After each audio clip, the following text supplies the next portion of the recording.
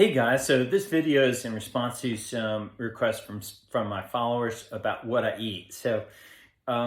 Just today, I'm eating. I broke my fast yesterday, so I finished a 4-day fast. I'm into extended fasting, so I'm a little different from a lot of providers because I just do more. I'm more into getting better results. I'm really into autophagy. Autophagy is an awesome thing, and you get it through resilient building practice. So I routinely fast at least 3 days a week, and about 1 week a month, I'll do 4 days. So this was my week to do a 4-day fast. And I don't schedule it, just kind of, when it fits in, I do it.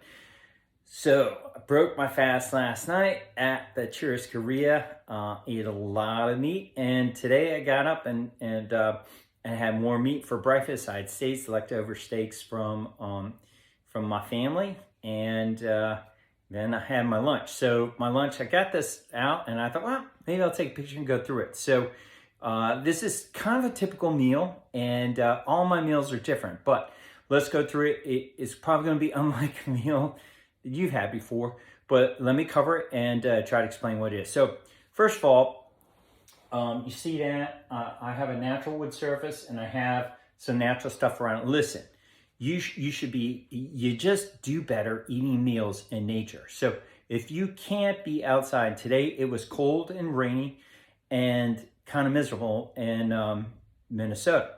So I created more of a natural environment. I ate a wood surface, and then I have a natural beeswax candle. I have some of my leopoldite rocks and some pink Himalayan salt, and I have a burning beeswax candle. So anyway, try to eat in a nice environment. You don't, it's not as pleasurable if you eat in a junkyard, okay? So nature is awesome.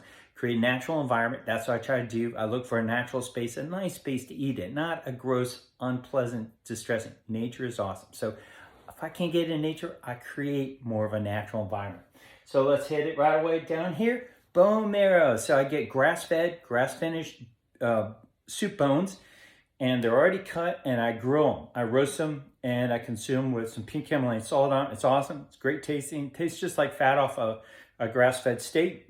Really rich in nutrients. That's what I ate. I had that. And also right there is 100% grass-fed, grass-finished beef.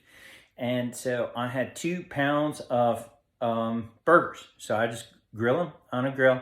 And that was my main course. And then I had as a nice fat garnish the bone marrow. So bone marrow on an MRI shows up as white, and because it's rich in fat, fat shows up white on a MRI, and bone marrow is rich in fat. So it really just tastes like fat, and it's got a lot of the vitamins and rich nutrients. So bone marrow is great. That one's emptied. I just put a fork in and scoop it out, and I consume. It's wonderful. All right, so right here, Angelica's Garden, this is fermented kvass. Fermented kvass is just fermented beet juice, and that's rich in nitric oxide. It's awesome stuff. Nitric oxide is so great for regulating your blood pressure, optimizing your cardiovascular system. It's what gives Dr. Sean his visible pulses. Okay, I got visible pulses, and I'm not going to bother trying to show them to you here because they just don't show up. Frames per second are not high enough in these videos.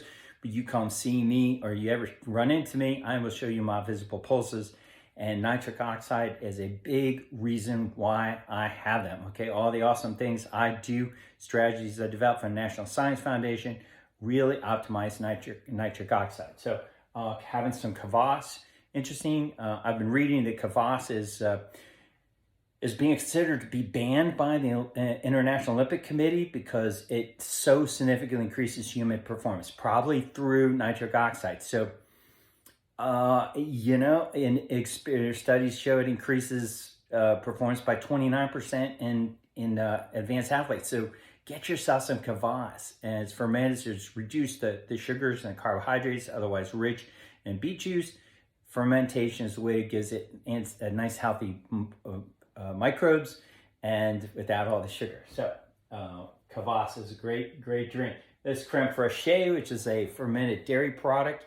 You can make your own creme fraiche, but I have some here. So I find it as a nice garnish. It's fermented dairy. It's kind of like sour cream, but a little richer and creamier. Kind of mixture between whipping cream and butter. Give it a try. It's interesting. And of course, some cheeses. I like having fermented blue cheese, and kind of aged fermented cheese is great garnish to meat when I'm having my meal. So I have some of that. And I have a beeswax candle going burning to make it nice and pleasant. And I have some kimchi, jar kimchi to be garnished to my meat, and fermented ginger and carrots. So these are a great addition. I had those with me when I was at the churrascaria throwing down some meat. I brought them in, and if you own a churrascaria, if somebody shows up with those things, you're going to lose money, because you can eat a lot more with fermented vegetables. So give it a try. You can consume more, and you digest faster and easier. It's just a wonderful adjunct. I've done some other videos on that, so you can check it out. But you see, I'm real. I eat it all the time. When I eat meat, I don't eat meat without fermented vegetables. Okay, optimize my nutrition. Of course, Redmond's real salt, some kind of heavily rich mineralized salt, not just processed. White iodized salt. I get the rich mineral salt, and I eat a lot of salt when I eat my meat. I salt it a lot generously, because I'm using a sauna and I'm fasting. I'm going through electrolytes, and if you're going to do Dr. Sean's strategy, you need to be consuming lots of salt. So get the mineral rich, either pink Himalayan salt or Redmond's real salt, or salts that have a lot of minerals and electrolytes, so you can replenish that. And then fermented cod liver oil. This stuff is interesting. So it's fermented livers that the oils rise to the top, and they extract it off, and I really like it. So I've been using it now for years, and you can Google fermented cod liver oil, and you probably make it yourself if you know how to do it. I don't have that much time either learn how to do it, so I just buy mine. And you can take a look at that and give it a dish. I take 1 to 2 teaspoons a day with my meals. One meal when I'm feeding. So that gives me about 6 to 8 teaspoons a week. Good stuff. In addition to my liver that I eat, 100% grass-fed raw liver. I enjoy liver a lot. I think it's really awesome. And this stuff right here is kefir. So K-E-F-I-R, fermented dairy. Mine is raw. I get it from a local farmer here. It's not pasteurized.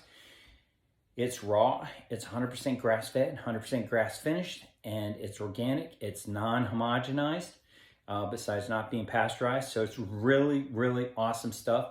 And I am really into ferments. So when I eat meat, I eat and consume ferments, because I want those microbes, the beneficial microbes, to help me start digesting that food and to optimize my microbiome. So I'm into the microbiome, and I'm into optimizing my microbiome.